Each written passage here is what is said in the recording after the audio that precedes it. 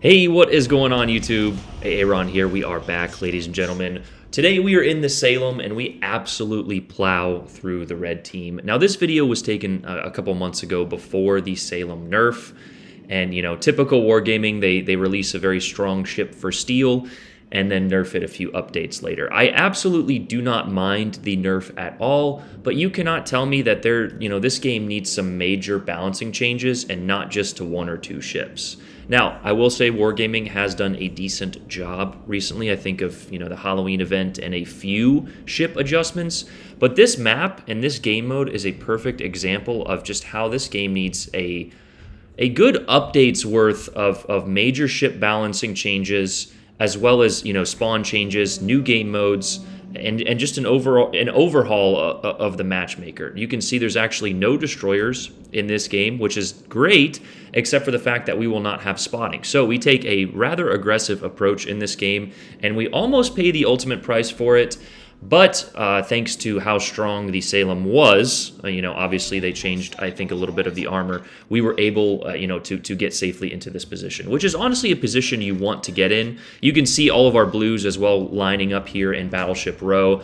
I can't blame them. Like I said, a game without destroyers is very unique. It's honestly how most of us would probably prefer to play this game, just either out DPMing or, out with your battleship trying to basically just blow up or in depth strike every cruiser. But this Hipper learns right away that he does not want to be the first ship spotted, as he sails broadside to an American heavy cruiser with 203 super heavy AP. Now, you couple that with the 5-ish second reload, which is now 6, I think, but with my DPM build and a legendary mod, you can probably still get that down to 4. And he learns very quickly that, that is not a valid strategy. The argument for the Hipper being the better cruiser between the American heavies, I think, is settled. No, I'm just kidding. The Hipper is a great ship, but again, you just cannot put it in this situation. I'm not sure. It doesn't make sense to me why a player would do that. You get all the way to tier 7 to sail broadside into the game. But here is when we start to get focused. You can see we have the intuitive perk there, which tells us how many ships are targeting us. And of course, being in a forward position and a community contributor, there are now 5 that want our soul. Fortunately for us, the Salem does come with a super heal, which we will be using here very shortly, to regain a bunch of that health. You're not going to be out DPMing in terms of HE the Salem unless you're in something like the obviously broken AL Chapiev, which is another ship that could easily use a nerf, but Wargaming in their classic, sell the better premium ship. Premium ships, for the most part, are fairly balanced, with a lot of the campaigns recently being either very mid to mediocre. I can't remember the last time we had a broken campaign, but I think part of the reason is YouTubers and the community will make a video. It's like, oh, this ship is super broken. Then, of course, everyone will buy it, play it, get it nerfed, and then people think that Wargaming is pulling a classic bait and switch. Now, they probably have done that in the past. I don't think that is their objective now, but regardless, that is definitely something that you could say has occurred with the Salem. And I only say these things to make you guys aware of the situations. By all means, go out and get the Salem. It is still an insanely strong ship. Same thing with the Des Moines, same thing with a lot of other ships, the AL Chapiev, the Kamikaze at tier 4, which again should be looked at as well. I just want an overall balanced game. Now, of course, we want our strong ships, and I think part of the reason that we don't look at battleships as being OP, even though some of them could be labeled in that category, John Bart and Lenin, is because of the fact that they have a slower reload. When you have ships like this with 203mm guns with a 5-second reload, yes, I may have overpenned that Hipper a few times, but by the time I've had, my brain has time to process that information, I'm already reloaded, and I'm just shooting again. And that is part of the reason that DPM cruisers, again, of the 203mm variety, need to populate this game and need to make people pay for their mistakes. I agree. I am with the sentiment that battleships also should be looked at in terms of the overpens, and of course all the battleship mains, which are a majority player base in this game, which I don't have a problem with, but it's just a balancing factor that overpens occur. I think they occur at too high of a rate, though. But regardless of the nerfs, balances, and all that stuff, let's talk about the gameplay here.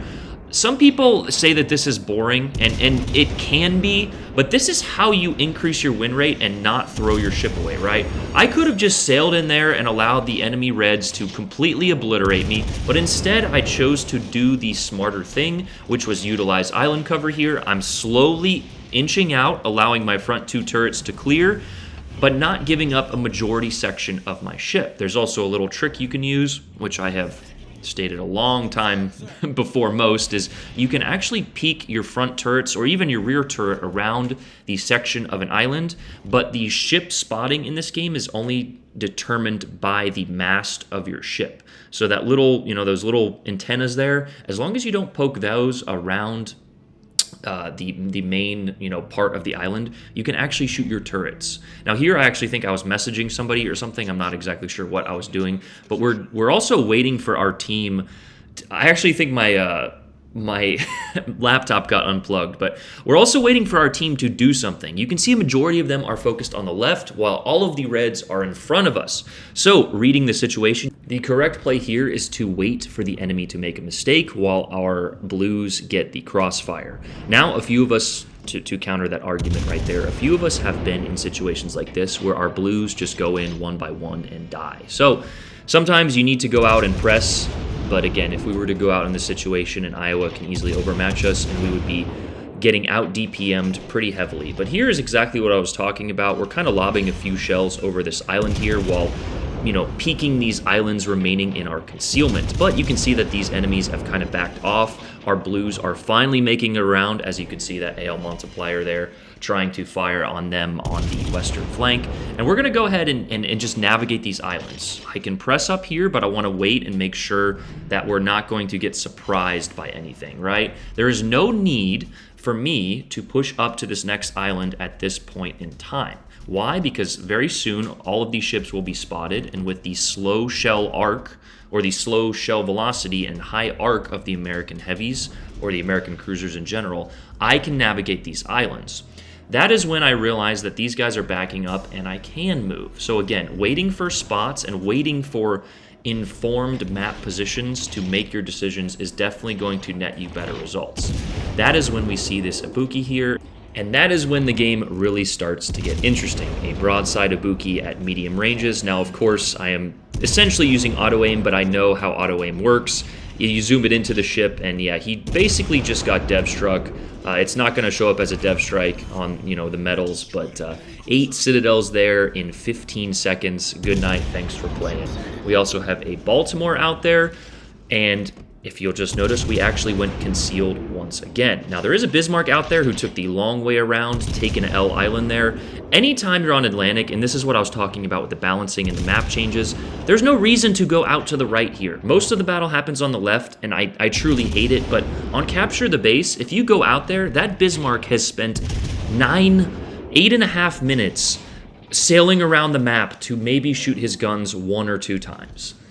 It's how the game developed, and I have had a few games which have played back there, but for most of the engagement, if you go around either of these northeasterly islands here, you're probably handing your team a loss, which is unfortunate. Now, of course, the PC map was designed for a 12-on-12, and I think the game would be very fun with a 12-on-12, but unfortunately, they claim that the consoles can't handle it, which I think is bullshit, honestly, in my opinion. But regardless, the maps were designed for much bigger engagements, but there is definitely a way to manipulate the spawns, even if you had 2 sets of separate spawns. Let's say you spawn the ships more to the right, and again, get rid of Capture the Base, so that way there's objectives, so people play the objectives. And that way we can get a new experience even in the same maps. But here's a little bit of a tricky situation, but also a teachable moment. We are angling our ship.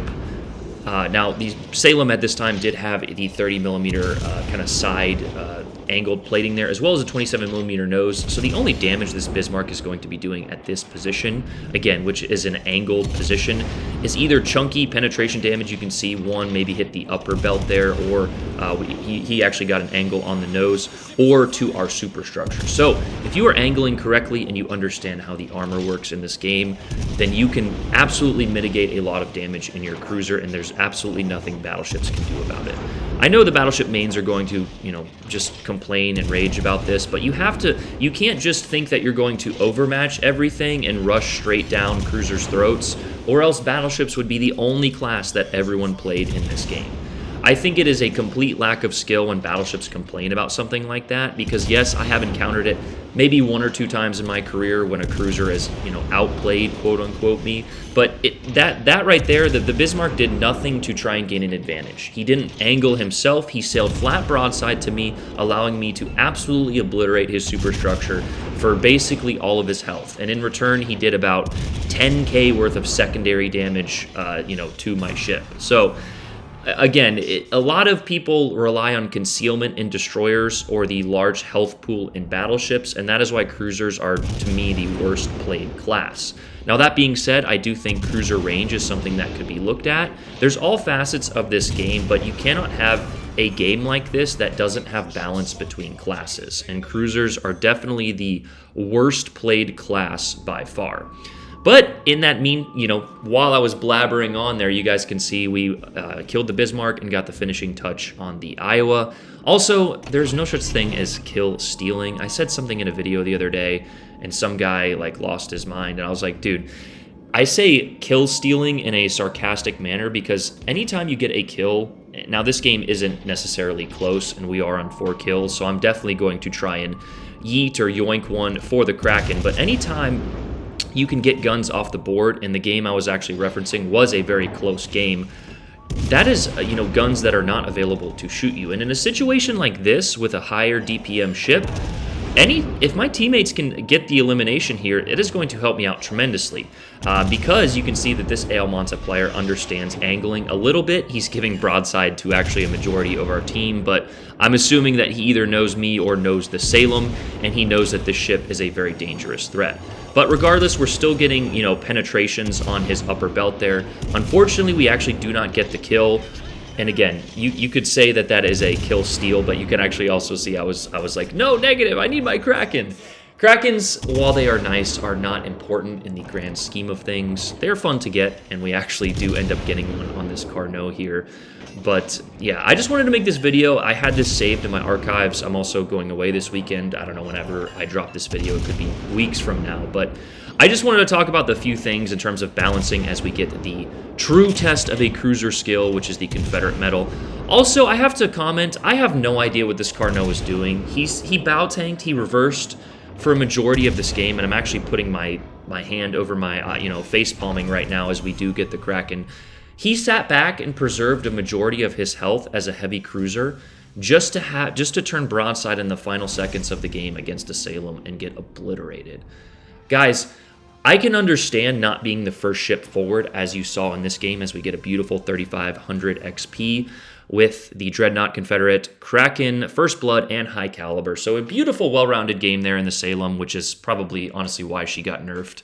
Wargaming, I think they were joking, but they did actually mention me for the Des Moines nerf a while back. So, king of the heavy cruisers as we go over our build. A lot of people ask. It is almost the same on all my ships, but again, the reason I brought up this video is just for balancing factors. I have no problem with the Salem nerf. It was a very strong ship, and usually when you get players who have no idea what they're doing well in ships, that's when a ship, generally needs to be nerfed. I think we definitely need a well-balanced game, and I think that's part of the problem is they'll nerf a ship like the Salem, but a ship like the Shima will remain unchanged just because of how bad sometimes the player base can be. If a ship like the Shima is not being addressed or even looked at to be nerfed with how dangerous that ship can be, then I just don't know what the balancing department is doing. On top of that, I don't understand why we're not looking at just the obnoxious rate of overpens. Something in this game, we know that it's RNG, and of course it feels like RNG is always out to get you, but like we talked about in my Tulsa game and a few other games, I have survived in cruisers because of overpens, but I just think sometimes it feels like when you catch a hipper broadside like that, it just should be game over. And that eventually that is going to teach players not to sail broadside. Now, whether or not they quit the game before that, that's probably why Wargaming doesn't want to, have penetrations or citadels as often as they should. But this game is not, Call of Duty. It's not rush in, shoot, move on to the next one. It is a strategic chess match with naval ships, which I absolutely love. Yeah, the games only take about 15 minutes, which is generally not a long time, but they are slow developing in most cases, and it takes a little bit of critical thinking skills, which is just not prevalent in today's society, to do well in this game. And at the same time, while that sounds difficult, checking your angles, knowing the armor, it is very difficult to know the full complexities of this game. It is not difficult to do well. I have carried, there's an 8-year-old on my channel that, shout out to Parker, who is an absolute stud at this game. So if 8-year-olds, and a lot of the older adults often complain about kids are generally better than sometimes half of the player base. But that is enough of a rant video. Wargaming, let's get some real balancing and map changes. And I love you guys. Whenever this video drops, you guys have a great one. I'm out. Peace.